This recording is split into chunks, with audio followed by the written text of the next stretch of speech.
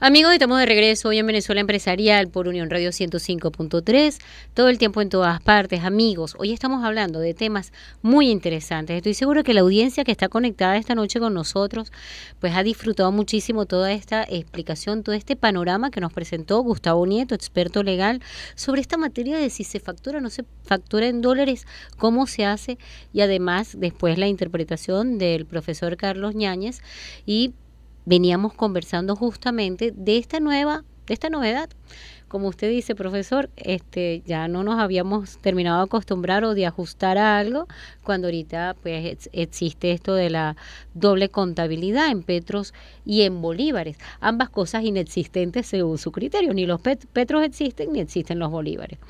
Sin embargo, cómo eso impacta a las estructuras de costo de las organizaciones, cuando en estos momentos ya de cara a finales de año, pues por supuesto va a ser muchísimo más trabajo para todas estas oficinas de tesorería, de cuentas por pagar, de cuentas por cobrar, y además los costos que implica la cantidad de horas y los asesores o los contadores que van a tener que estar trabajando mucho más tiempo. Bueno, las empresas que cuentan con departamentos de contabilidad desde luego van a ver incrementado el trabajo, porque es reexpresar en otra moneda toda una contabilidad y establecer el cierre contable y financiero. El que tiene ese servicio outsourcing, que es la mayoría de las empresas, para honrarse el pasivo laboral, pues va a tener obviamente un incremento en la facturación, porque el contador del escritorio contable va a tener que llevar un doble registro en un petro que sigue estando anclado en 80,000 bolívares, porque eso no lo han modificado. O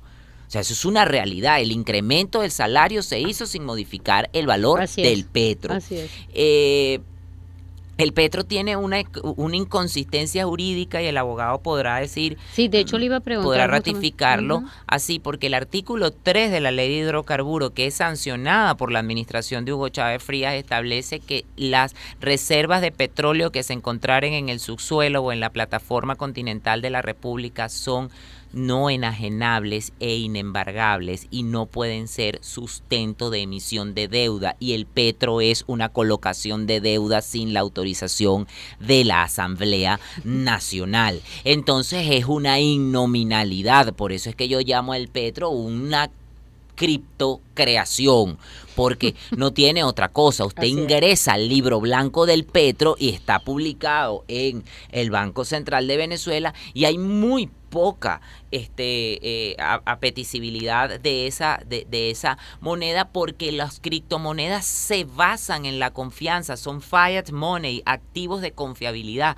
¿Cómo podemos tener confiabilidad cuando la República va a entrar en una contracción de 35 puntos del PIB a finales de este año? Tenemos una hiperinflación para finales de este año en alrededor de 200,000 puntos porcentuales. La estimada del año que viene es de 500,000 puntos porcentuales. La contracción en estos 6 años es de 92 puntos del Producto Interior Bruto. Petróleos de Venezuela está produciendo menos de 500,000 barriles de petróleo. La facturación de 91,000 millones de dólares ha descendido a 21,000 millones de dólares. Es un éxodo establecido de venezolanos, proyectados en 8 millones de venezolanos que se van escapándose al hambre, a la inseguridad, a la pérdida de servicios públicos, a la falta de accesibilidad a servicios públicos. ¿Dónde está la confianza de esa moneda? Esa moneda puede competir con el Bitcoin, esa moneda puede competir con el Ethereum, esa moneda puede aparte que el petro no existe en el ecosistema de las monedas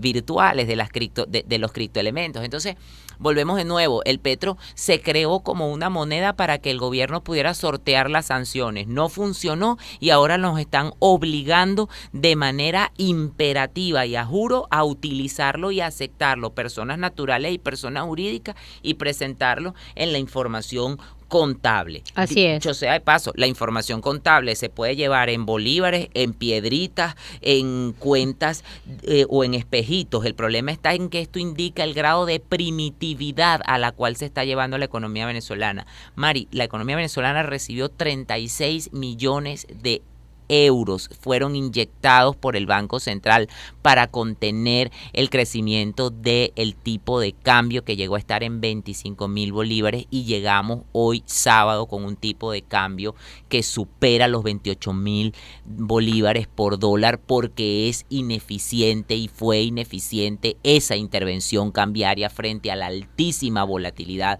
que se tiene en materia económica y frente obviamente al adelanto de los aguinaldos al sector público y la estacionalidad propia del fin de año. Por eso es que yo pregunto, ¿cuál Navidad? ¿Cuál cierre de año? ¿Y qué podemos nosotros festejar como sociedad cuando somos una sociedad en medio de un Estado fallido porque el Estado es incapaz de proveernos seguridad y servicios públicos? Ese es el concepto del Estado. Cualquiera que se lea el artículo 2 de la Constitución, en donde están los fines del Estado, el Estado venezolano es incapaz de honrar esos fines que están establecidos en el contrato social.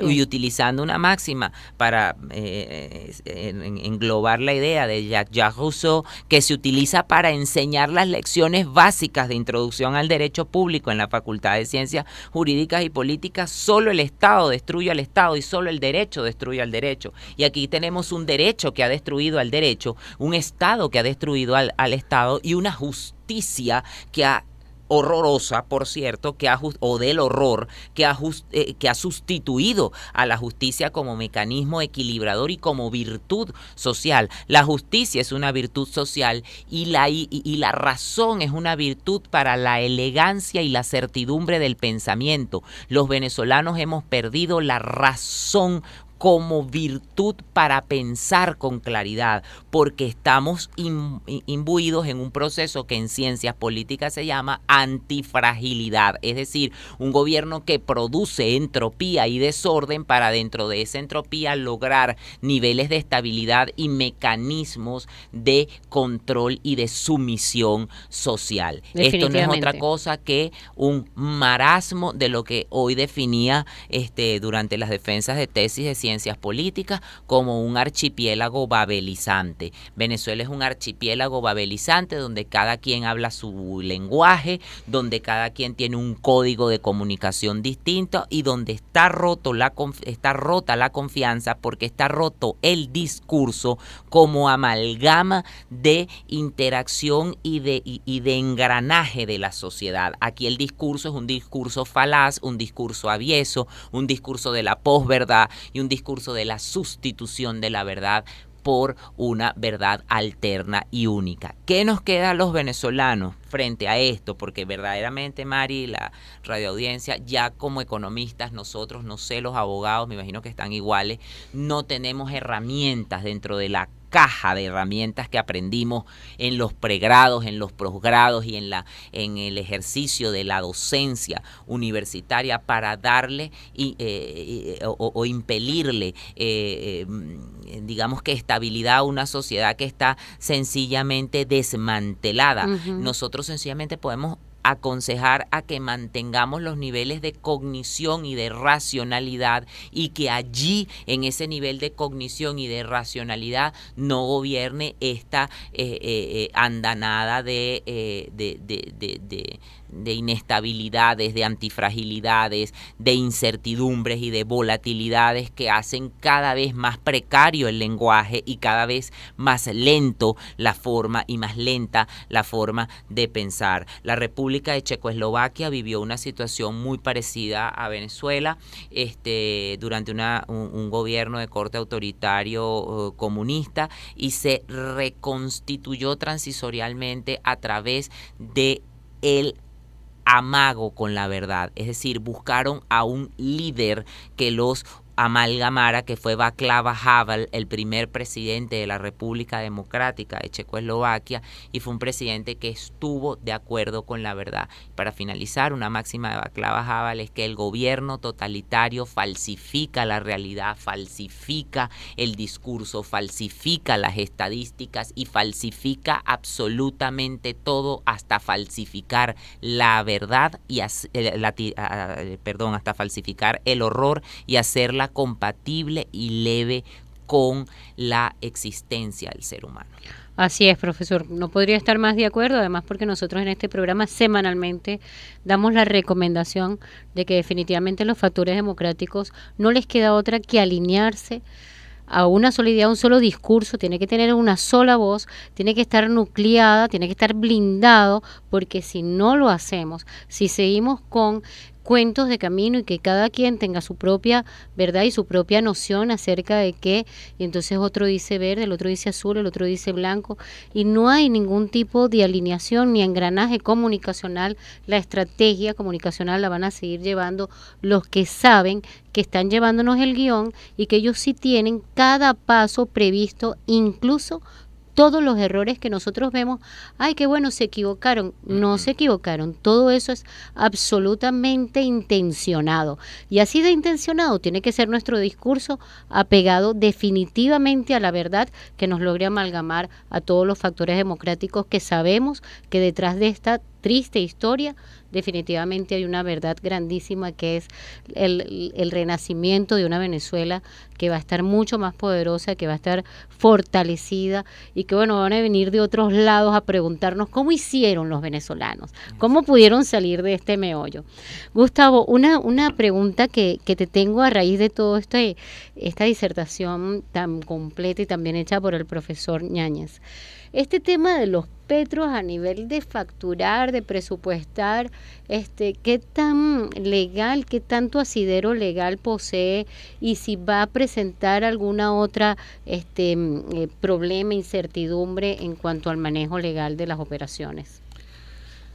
Mira, yo podría comenzar a responder tu pregunta haciendo referencia a uno de los primeros usos que le atribuyó el gobierno de Maduro a El Petro. Uh-huh. Él salió en cadena nacional anunciando pues la figura del Petro, y además literalmente dijo que el Petro, el salario mínimo, iba a estar anclado al Petro, y utilizó exactamente esa misma referencia y esas mismas palabras. Uh-huh. Y que el salario iba a arrancar con el Petro a medio Petro. Así es. Él dijo eso en cadena nacional. Semanas después, cuando comenzó a moverse el precio del valor del Petro como supuesto criptoactivo, mucha gente comenzó a esperar la movilidad del salario mínimo que estaba anclado al Petro. Uh-huh. Y nos enteramos a través de un tuit del Banco Central de Venezuela, sí, que el Petro tenía dos valores. Uh-huh. Un valor como criptoactiva y un valor como moneda de cuenta. Absolutamente nada de lo sostenido por el presidente, de lo manifestado por el Banco Central de Venezuela, apareció escrito en ninguna parte. Así no hay una gaceta, no hay un instructivo, no hay una presentación, no hay una referencia, no hay una servilleta escrita que diga cómo funcionaba eso. Así es. Lo que tú me estás preguntando en este momento de cómo va a funcionar ahora el Petro en estos asuntos contables, yo creo que sufre exactamente de la misma suerte. Tendremos que esperar una gaceta. En principio deberíamos esperar una gaceta. Algo oficial, claro. Algo oficial, pero ya tenemos antecedentes de esto, ¿no? Fíjate, por ejemplo, hubo incrementos de salario mínimo que jamás fueron publicados en gaceta. Así es. Nunca, al día de hoy. Anunciados también por redes sociales. Anunciados por redes, no, y que además se hicieron efectivos. Así es. Correcto. Y el Ministerio del Trabajo sostenía que, como el presidente lo había dicho en cadena nacional, era un hecho público, notorio y comunicacional, y que tenía valor y exigía a las empresas el cumplimiento de ese salario mínimo. Increíble. Después tuvimos otros anuncios que de inmediato aparecían publicados en Gaceta el mismo día que el presidente hacía el anuncio.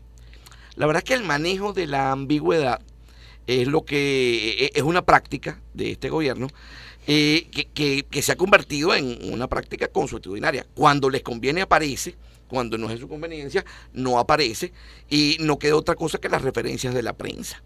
Yo creo que en este caso, el mismo guión para llevar todo este panorama a la antifraude. Tal cual, tendremos que esperar qué ocurre en este caso, si hay gaceta, si no hay gaceta, si es instructivo, no es instructivo, etcétera, etcétera. Pues. Para todas esas personas que nos están escuchando, esos empresarios que deben tener muchísimas más dudas después de todos estos anuncios y de todo lo que puede ocurrir en las próximas horas, porque como yo digo, nosotros nos acostamos con una verdad y nos levantamos con otra. ¿Cómo hacen para ubicarte, redes sociales, algún número para que digan, mira, yo le voy a preguntar directamente al experto legal cómo hacemos con una situación particular? ¿Cómo no? Pueden perfectamente escribirme a gustavonieto.abogado@gmail.com. gustavonieto.abogado@gmail.com. Y estoy en LinkedIn también. En LinkedIn también. También en como Gustavo Nieto. Gustavo Nieto, exactamente. Perfecto. Y el profesor Ñáñez tiene, que yo lo sigo por Instagram, @nanesc, ¿cierto? @nanesc y @carlosnanesr es mi Twitter. Y me pueden buscar en la universidad. Yo quiero finalizar, si tú me lo permites, con una máxima del poeta Rafael Cadenas, que fue premio Nobel, premio Reina Sofía, es venezolano, y dice, este país en medio de la hendidura busca su verdadero rostro para curarse.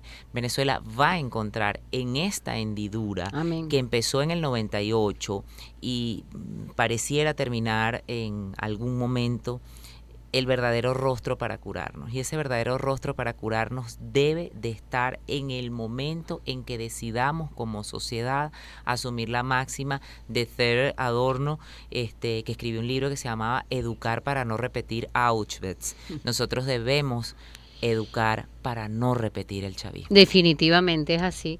Gustavo, y tu mensaje también final a todas estas personas que quizás tienen ahorita un poco menos de incertidumbre y un poco más de certeza acerca de cómo llevar a cabo el resto de las operaciones y qué estrategia, qué recomendación. Mira, dicen que un ejecutivo de alto nivel no tarda más de 3 segundos en tomar una decisión. Y eso probablemente es cierto. Lo que no se comenta es todas las horas anteriores que él dedicó a consulta, a reflexión, a estudio. Analizar escenarios, a ver si... Yo creo que en escenarios tan complejos uno tiene que proveerse de la mayor cantidad de información, la mayor cantidad de consejo legal, de consejo económico, de parte de personas debidamente capacitadas para la toma de decisiones. Y para terminar, yo creo que en estos días están precisamente celebrando en Alemania los 30 años de la caída del muro de Berlín. Eso ha generado pues muchos recuerdos, muchos sentimientos en la prensa, entrevistas, documentales.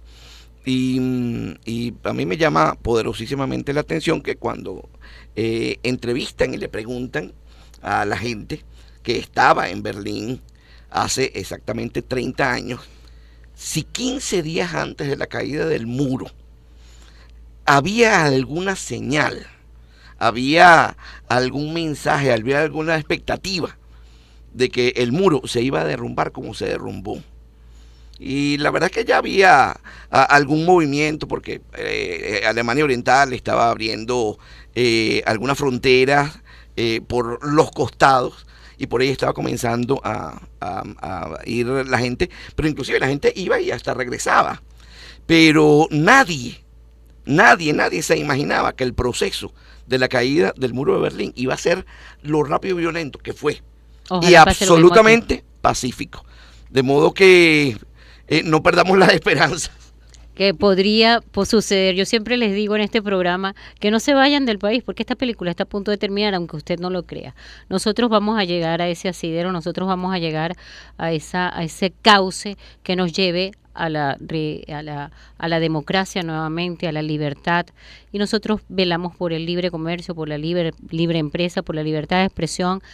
Y además, pues bueno, rápidamente para terminar, doy el agradecimiento a la Asociación de Ejecutivos del Estado de Carabobo, a todos sus afiliados, amigos y relacionados por la confianza que me han depositado. Iniciamos como comité directivo, Marco Federico como presidente, Nicoleta Di Franco como vicepresidente, yo como secretario, cargo que admiro, que de verdad respeto mucho, me honra mucho que me lo hayan confiado, y Ana Deloglio como tesorero. El próximo programa lo vamos a tener sobre la Asociación de Ejecutivos y cuál es el rol que está cumpliendo la institución y cuál es el que debe cumplir para esa amalgama de verdad que nos hablaba el profesor Carlos Ñáñez. Muchísimas gracias, amigos. Mari Menuto en los micrófonos, Josber Morales en los controles, Ana Karina Ramos en la gerencia de producción, Edgar Barrios en la dirección de esta emisora. Será hasta la próxima semana por Venezuela Empresarial.